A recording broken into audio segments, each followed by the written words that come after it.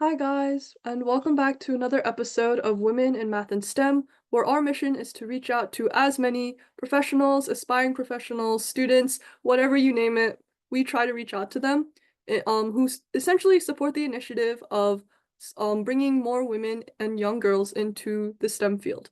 So, with that being said, as always, feel free to open up the description or transcript to better follow along, and I hope you enjoyed this episode. Hello, and thank you so much for coming to this call and talking with me. Just to sort of start off, if you don't mind, could you briefly introduce yourself and sort of walk us through your journey to get you where you are today? Hi Angela, thank you for having me here. My name is Nikhil Rane and I'm a cybersecurity researcher from United Kingdom. Originally I'm from India, but I came in United Kingdom in 2022 for my masters. I recently graduated from University of Bradford and now I'm working as a cybersecurity engineer. It's a remote work where I have signed a contract with a company in Netherlands and I'm doing a remote work for them. Did you know you were going to pursue a career in cybersecurity? Is this something like you were definitely set on in college or like in high school? Till the time of bachelor's, I was not aware about the cyber area, but my dad introduced to me about the cybersecurity. So from then, I started gaining interest about different areas of cybersecurity, particularly about the penetration testing, where we find the loopholes in website, mobile application, and internal network. So after learning that, I started gaining interest to know much more about this field, not just about the penetration testing area, but about the compliance and the risk assessment as well. So I started learning and deep diving into those topics. And after learning those, it helped me really well during my student tenure. And I would say, like, because of my dad, today I started learning much more about the cybersecurity because he introduced me to it. And then, based on your experience, what have been some of your most favorite parts about researching in cybersecurity or just about the area in general?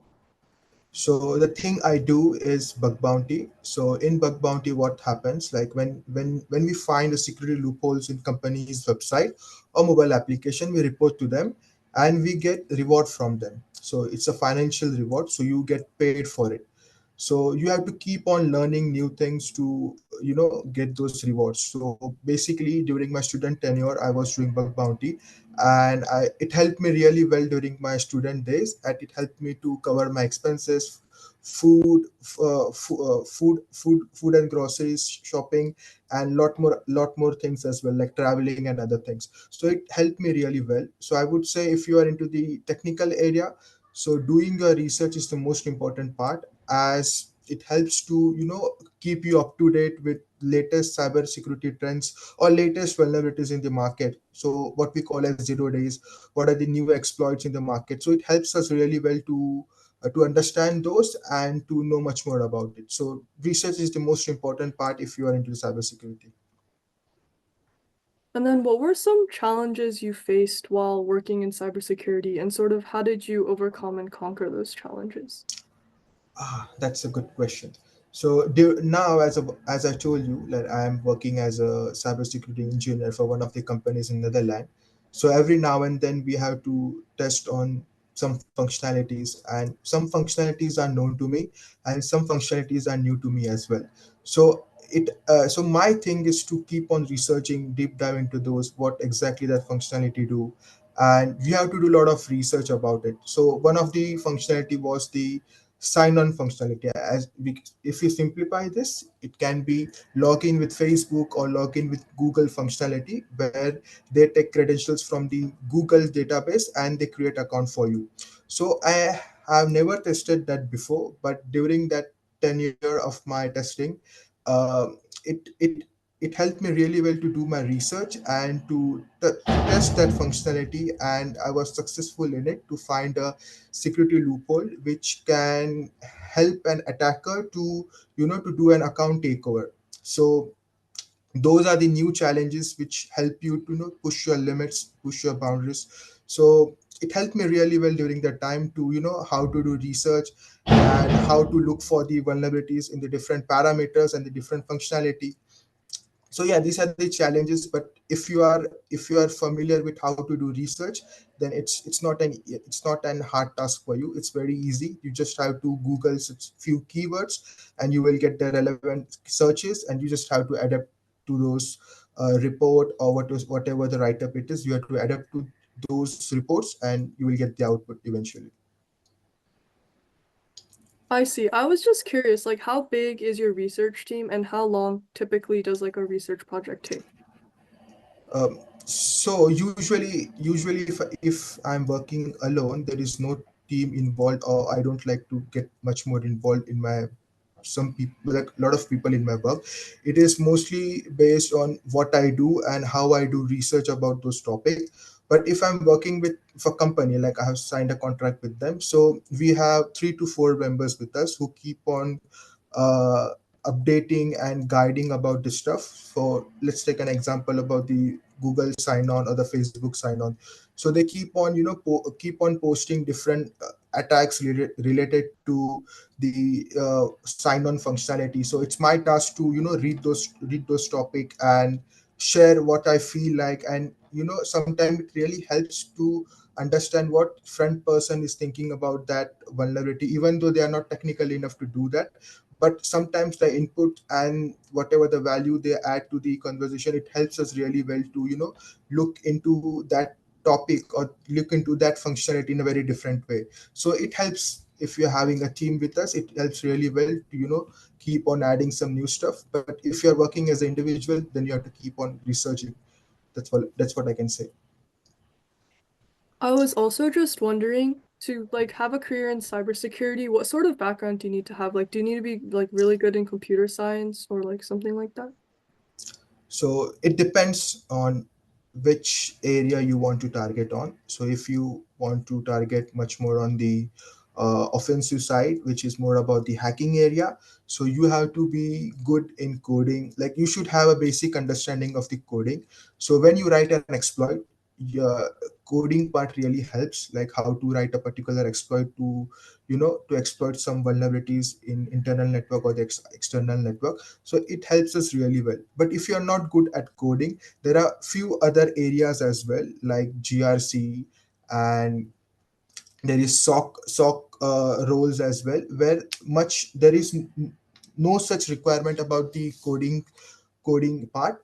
But still you have to be sound enough with the technical areas of cybersecurity, like what are the attacks, what are malware, how we can identify them, how we can exploit them. You should have a basic understanding about those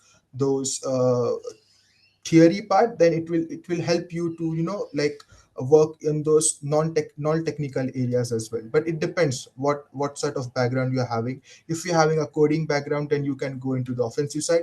If you're not having coding background, still you're having some interest in cybersecurity or to work into the cyber area, then obviously you can work in grcs as well. So grc is much more about the legal and the compliance part, where you have to look for the requirements and the controls that company has adopted, they are working as intended or not. So you have to work on those areas as well. So it depends on the person to person and knowledge they're carrying on. Sounds good. I was just wondering, it seems like you would need some sort of like coding background if you want to do like the offensive end. What Mhm. particular languages are helpful when it comes to like the coding aspect? So if you're talking about the offensive side, then Python and JavaScript is required, like basic understanding and how what are the functionality there, what are the functions that they are using. You just have to know it. For example, let's say if you want to exploit cross-site scripting, then javascript is required. You have to create a particular script to exploit that cross-site scripting vulnerability.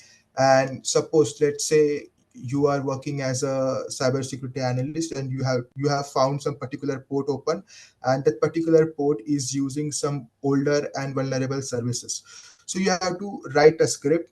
If not, then someone has already written script, or you can write your own script and you can exploit that vulnerability. For that particular exploit, you have to know what functionality and what working and what type of script we have to write.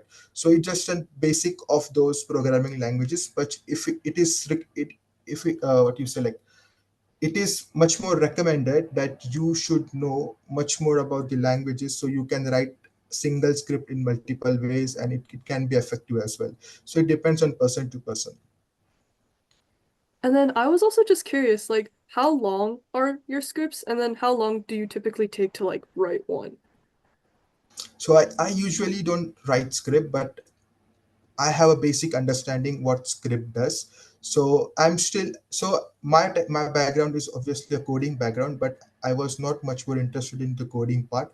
I was much more interested into the information security side, where both technical and the governance aspects comes into the picture. So my interest was to know much more about the GRC side, as well as for the offensive side as well. So it is recommended to have both the knowledge, so you can work on both the areas and you can have a good understanding about what exactly it's happening in the company. So my goal when I entered into cybersecurity was to secure the organization. It is good to have a topic specific requirement, but my goal was to look after the overall security. So that's the reason I chose the information security side, where I can have both the knowledge of offensive side as well as GRC side. Okay, thank you. And I was also just wondering if you had any pieces of advice, like suggestions, recommendations, honestly anything for students who are interested in pursuing a career in cybersecurity in the future. So so so usually when someone asks me what should I do to enter into the cybersecurity field, so I usually ask them what's your skill set and what's your background. So if you're having a coding background, then I would recommend them to start with the offensive side. Then they can explore the other areas of cybersecurities as well, like penetration testing, then there is GRC, then there is audits, there are SOC roles as well. So they can, explore the area and they can find their niche. So most important thing is you don't have to listen to anyone that you should do this. It's on us. You have to pick one topic or pick one area, start learning on it, exploring other areas as well. If you feel like I'm good in offensive side, so just stick with the offensive side. If you are good with the GRC, then stick with the GRC. So it depends on person to person, but the only recommendation is start with one area or one topic and start learning about it. So there are different labs available on the internet. You can just log into those labs, and you can start learning about the offensive side or defensive side or any other side you're looking for. So just start into your topic, start take your niche and start learning about it. That's what I can say.